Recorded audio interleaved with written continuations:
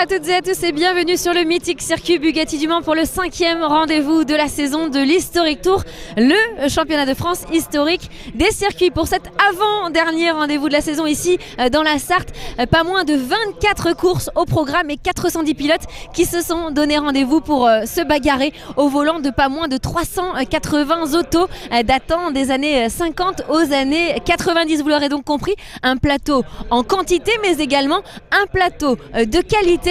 Alors on ne perd pas une seconde, tout de suite voici le résumé.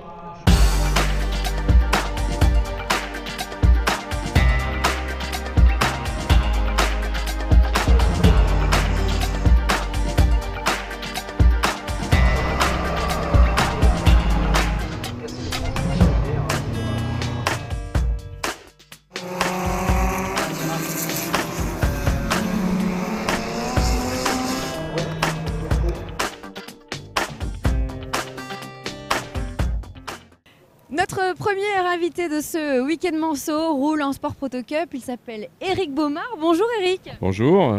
Bon alors, présentez-nous d'abord pour commencer votre petit bijou. Alors c'est une Lola T492, c'est une voiture de 1978 avec un moteur Pinto 2 litres qui est issu de la série en fait, très peu préparé, avec un système de carter sec. C'est une voiture qu'on a achetée en Angleterre. On est allé la chercher chez un préparateur anglais et c'est une voiture qui a fait la coupe en Angleterre. Qu'est-ce qui vous a séduit dans cette formule, dans ce trophée? Qu'est-ce qui vous a amené ici? C'est assez sympa comme formule. On a des petites courses en fait. Nous, on est issus de l'endurance. Donc ça nous permet d'aller assez vite, de chercher un petit peu quand même la performance. Et puis dans le paddock, on est quand même... on se connaît tous, c'est vraiment c'est quelque chose d'assez sympa de bien fermer comme ça. On est un petit peu coucouné. Moi, c'est un petit peu pour ça qu'on est venu en Trophée Cup. Pourquoi ce choix de l'historique par rapport au moderne, par exemple? Alors, j'ai fait un petit peu de moderne, mais c'est par amour des voitures de collection d'abord au départ, parce que c'est comme ça que je suis venu à la course.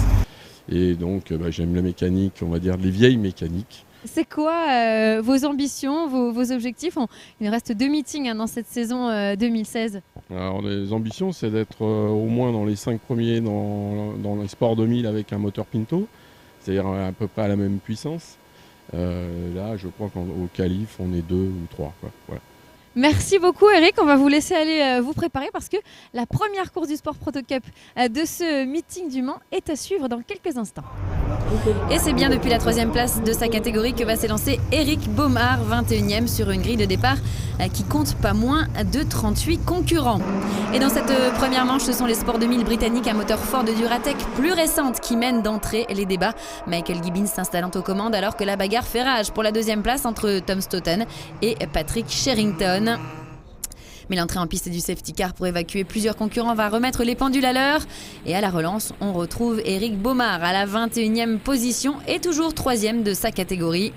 Le pilote de la Lola T492 qui va se faire déborder par Frédéric Darocha.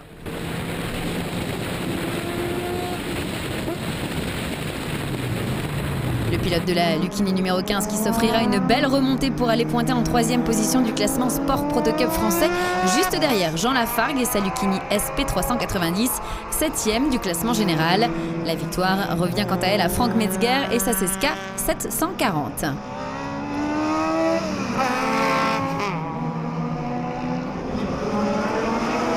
Et pour cette 2e course sur le superbe circuit Bugatti, Franck Metzger, ici en caméra embarquée, va une nouvelle fois se faire remarquer.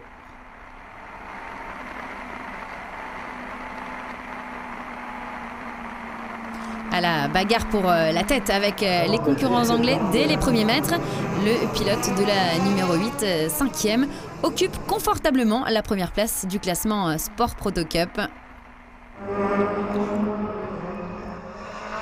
Un peu plus loin, on retrouve Jean Lafargue, 2e du classement Sport Proto Cup. Comme la veille, le pilote de la Lucchini numéro 70 est à la lutte avec la MCR de Clive Ace et la Lola de John Owen pour le gain de la 7e place du classement général. Il finira par déborder ses 2 adversaires et terminera finalement à une très belle 4e place finale d'une course remportée par Michael Gibbons.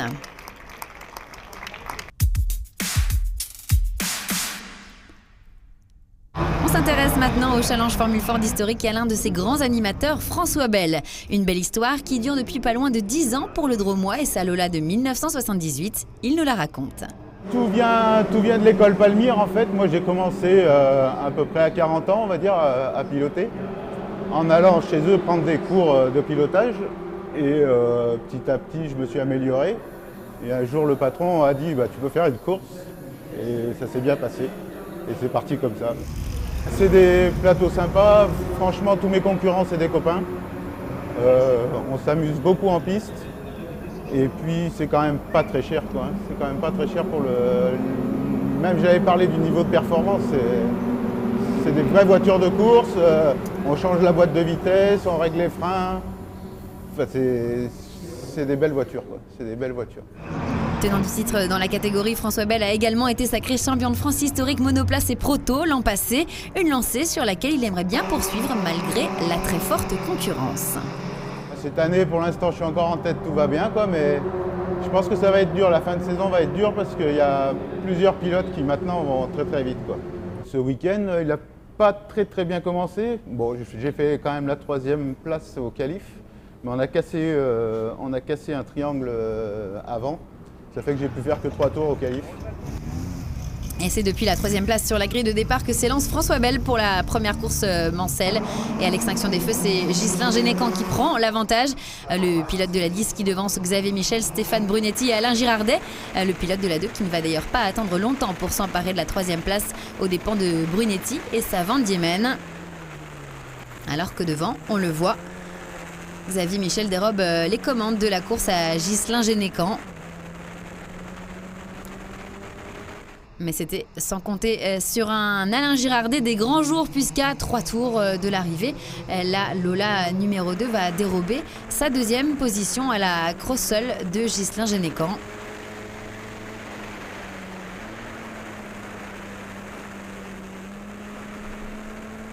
Alain Girardet qui va passer la ligne d'arrivée dans les échappements de Xavier Michel, vainqueur de cette première manche.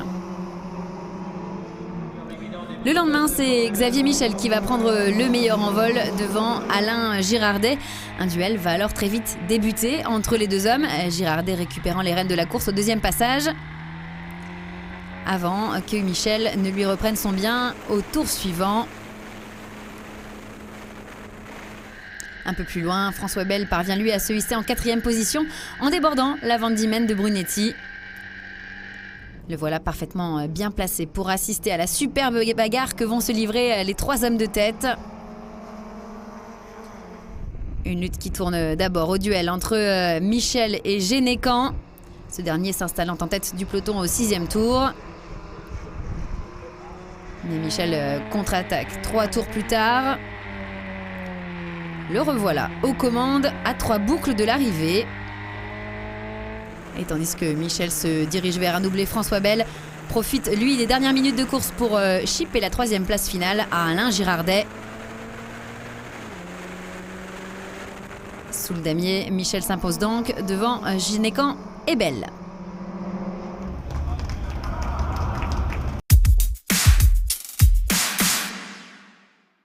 On s'intéresse à présent à une nouvelle catégorie dans cette Historic Tour 2016. Il s'agit de l'ASAV 65. Alors on va en parler en compagnie de Jean-Pierre Vacher. Jean-Pierre, expliquez-nous d'abord un petit peu cette catégorie de l'ASAV 65. À qui cette catégorie est-elle réservée ? Alors cette catégorie ASAV Racing 65, qui est un nouveau plateau qui existe depuis cette année, est réservé aux véhicules prêts avant 65. Hein. Voilà, donc des véhicules qu'on ne voyait plus tellement sur les plateaux. On a retrouvé Cobra, on a retrouvé Jaguar type lightweight, on a retrouvé des voitures comme Austin Hillet, qu'on ne voyait, et d'autres qu'on ne voyait plus. Donc ce sont de très belles voitures qui ont retrouvé l'occasion de courir ce championnat Historic Tour. Bon alors présentez-nous un petit peu votre bijou, votre bébé, cette Lotus Elan jaune. Alors ma Lotus Elan, c'est un type 26R, une voiture de 1964 qui permet suivant les circuits, d'être en bagarre avec des voitures beaucoup plus puissantes, parce que sa particularité, c'était la devise College Champagne, c'était Light is Right. C'est d'être très légère. Une voiture qui fait 580 kg pour 175-180 chevaux. Voilà. Et qui est très agile et à laquelle je suis très attaché. Bon, vous vous battez aux avant-postes dans cette catégorie de l'ASAV 65 Racing. Évidemment, il y a l'amour des belles voitures, mais il y a aussi la compétition.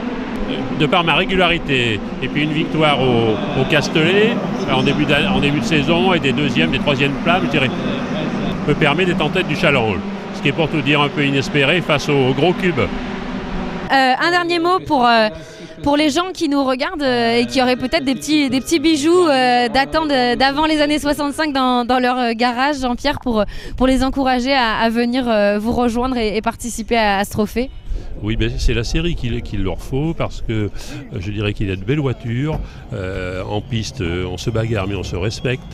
Et il y a une ambiance, je dirais un peu de gentleman driver, mais qui est compétiteur. Hein. Et c'est un plateau qui évolue en quantité et je souhaite que l'année prochaine il continue de s'étoffer. Parce qu'on vraiment, on attendait ça depuis des années. Et ce ne sont pas moins de 28 voitures qui se retrouvent au départ de cette première course qui mêle 3 plateaux, l'ASAV GT Tourisme, l'ASAV Racing 65 et les Saloon Cars. Voilà qui promet de belles bagarres et c'est depuis la Corvette de José Beltramelli que l'on prend le départ. La Chevrolet numéro 69 qui se fraye un passage au milieu de ses concurrents et pointe 8e au premier virage. Devant, c'est l'Audi Quattro de Fabrice Lefebvre qui a pris le meilleur sur la Porsche 3 litres 3 Turbo de Franck Morel et la BMW 323i d'Alain de Rogna. Mais le classement va rapidement évoluer aux avant-postes. Les 3 leaders se postant successivement en tête au cours des premières boucles.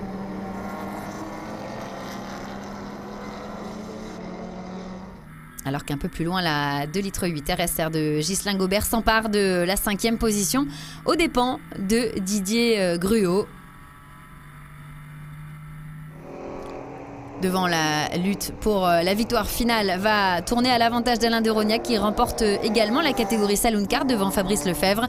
Franck Morel s'impose en ASAV, tandis que Beltramelli remporte la catégorie ASAV 65.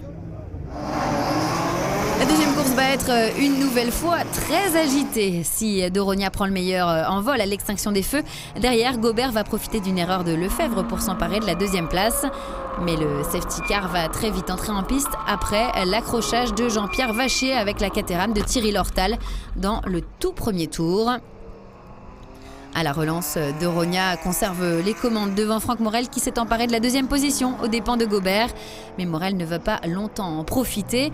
Contraint de repasser par les stands, le pilote de la 89 cède sa 2e place à l'Audi de Fabrice Lefebvre. De Rogna s'impose donc au général et en Saloon Cars, tandis que la victoire revient à Ghislain Gobert en ASAV. Philippe Harper et sa Cobra l'emportent en ASAV 65.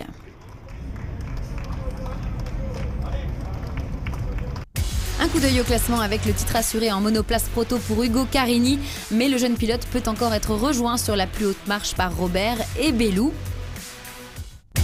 Du côté du GT Tourisme, 3 pilotes peuvent encore monter sur le podium final, mais c'est bien Franck Morel qui devient champion de France 2016 à une manche de la fin de la saison. Bien évidemment ravi. Je succède à Claude qui était une référence dans le VH et dans le GT en véhicule historique. Donc moi je suis très satisfait de la saison. Évidemment que les mésaventures de Xavier Jacquet m'ont aidé à remporter le titre dès le Bugatti, mais ça ne m'empêchera pas d'aller à l'Ednon et d'essayer de remporter encore 4 victoires avec les 2 voitures. Et pour conclure ce 5e rendez-vous de la saison, le mot de la fin revient à un invité de marque engagé en Legends Cars. Gérard Rolls nous livre ses impressions sur son premier week-end en Historic Tour. Du bonheur, c'est du bonheur. Voilà, c'est le mot qui convient, le premier mot qui convient, c'est du bonheur. Passer un week-end sur un grand circuit avec une organisation comme ça et avec ces passionnés que sont ces amoureux des voitures historiques. Je suis passé de stand en stand, dans les différents stands. C'est extraordinaire. Ils ont tous les yeux qui pétillent, les yeux qui brillent.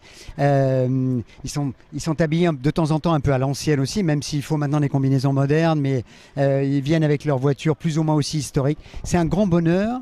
Et en plus, je trouve ça formidable d'avoir organisé un championnat de France. La particularité de l'Historic Tour, tu l'as compris, c'est d'avoir toutes les voitures du sport automobile qui sont représentées. Tu as à la fois des protos, des GT, des Porsche, des Formules Ford, tu l'as dit, des F3. Ça ne te donne pas envie d'essayer d'autres choses ? La réponse est oui. La réponse est oui, Laurent. Et puis surtout aussi, ce qui est assez formidable dans ce genre de week-end là, c'est la musicalité des moteurs complètement différente. On a à la fois les Lotus, les Caterham, on a les énormes moteurs, il y a des 6 ou 7 litres de cylindrée de temps en temps. Puis de temps en temps, on a vraiment des vieux petits moteurs. Et c'est extraordinaire à l'oreille quand on les entend passer. Tout ça, c'est de la passion, tout ça, c'est de la joie, et tout ça, c'est bien de partager. Voilà, de partager.